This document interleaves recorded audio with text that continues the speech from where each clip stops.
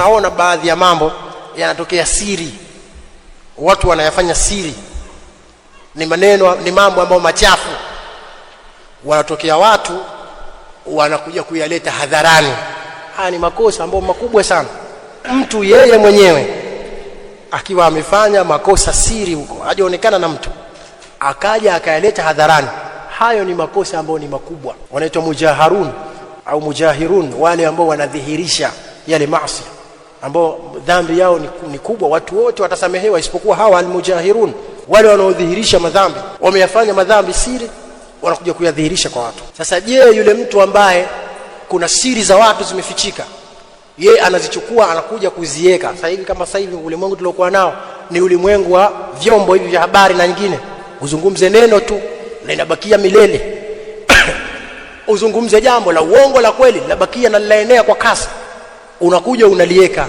Dhambi yake ni kubwa na haikubaliki katika Uislamu. Mtume sallallahu alaihi wasallam anaondoka duniani ya mwisho anawasema, inna dima'akum wa amwalakum wa a'radakum alaykum haramun ka hurmati yawmikum hadha fi shahrikum hadha fi baladikum hadha.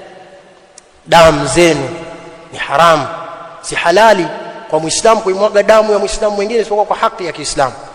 Kadhalika mali za Waislamu ni haramu, hazichukuliwi isipokuwa min tibi nafsi, kwa mtu yeye mwenyewe kupenda hiyo mali kuitoa.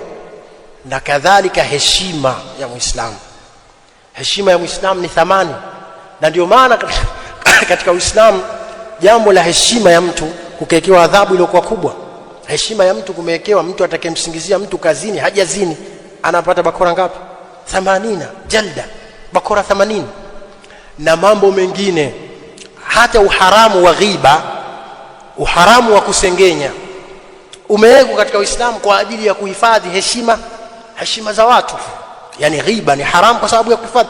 Je, wako baadhi ya watu wasiosoma fiqh na kutokufahamu fiqh, wao wanaona mtu kama jambo kalifanya yeye, basi wewe ukija ukilieneza, wewe hujafanya makosa, si kalifanya mwenyewe. La, kisheria umefanya makosa. Yani Mtume sallallahu alaihi wasallam alipoambia masahaba kuhusiana na ghiba, akatafsiri aliyotoa akasemaje, dhikruka akhaka bima, kumtaja ndugu yako lile jambo ambalo analichukia, maki ni jambo ambalo yeye yuko nalo, lakini kulisema kwa watu hilo jambo yeye anafanya analichukia. Hii ni ghiba, ni haramu. Sheria imekataza kwa sababu ni katika mlango wa kuhifadhi heshima za watu. Kadhalika al-ifk wal-iftira ni haram, kuzua mambo, kuzungumza yaliyokuwa hayapo ni jambo la haram. Sheria imekataza kwa sababu ya heshima za watu. Kuliibua jambo ambalo mtu hana, wewe ukalileta kama analo, ni kujitia katika makosa katika umri uliokuwa mdogo. Hizi vyombo tulivyokuwa navyo vya mawasiliano ni vyombo vina kheri kubwa sana, na unaweza ukafanya kheri ambao usitanguliwe na waliopita nyuma kwa kuenea kwake. Lakini vile vile usipokuwa makini, unaweza ukajikuta unawasalia watu wewe. Unaweza ukajikuta sadaka unazozitoa hizo ni za watu. Unaweza ukajikuta funga unazozifunga hizo unawafungia watu. Na ndio maana ya muflis aliyotoa nani? Mtume sallallahu alaihi wasallam. Ataduruna mal muflis, mnamjua nani aliyefilisika? Hivi aliyofilisika ni mtu ambaye hasali nini? La, hatakuja al-muflis man yati yawm al-qiyama bisalawat wa zakat wa siyam. Anakuja siku ya kiyama ni mtu mwenye ibada, ana sura ya dini, ana sura ya shekhe, lakini anakuja siku ya kiyama wa yati qad shatama hadha, anakuja amemtukana huyu, wa akala mala hadha, na amekula mali ya huyu. Mambo mengine ambayo Mtume ameyataja ambayo ni kuvunja heshima za watu. Fayu'ta hadha min hasanatihi wa hadha min hasanati, fa in faniyat tu'khadhu min sayyi'atihim wa turihat alayhi thumma turiha fi an-nar. Atachukuliwa mema yake haya anayofanya. Hatuna ibada aslan, ibada ni chache tulokuwa nazo. Wewe unazifanya hizo ibada, siku ya kiyama zinakuja hizi anapewa mwenzako, na hizi anapewa kwa ujinga tu. La takhafu fillahi lawmata la'im, huogopi kwa Allah lawama wenye kulaumu. Hiyo sio katika wakati wake. Wewe unavuruga dini kwa sababu dini haiko katika misingi hiyo. Sasa unaweza ukaona unafanya kheri, kumbe unafanya ni shari. Na inawezekana yule aliyefanya yale madhambi siri haonekani na mtu, au anajulikana na baadhi ya watu, wewe ukamtia dosari mbele za watu, watu wote wakawasikia. Siku ya kiyama yale maozaoza yako ima utampa nini? Utampa hayo mema yako uliyofanya, utampa yeye. Kuna mambo mingi ya kufanya. Na kadhalika wanaoandika risala sasa hivi, huu wakati ni wakati ambao inaenea sana vile vile, wama min katibin illa satabqa kitabatuhu wa in faniyat yadahu. Hakuna anayeandika yoyote kwa sasa hivi, hakuna anayesema vile vile. Upo kaburini, bado watu wanasikia tuhuma zako za dhulma ulizowafanyia watu na mambo mengine mengineyo. Huu ni udhalifu aina gani?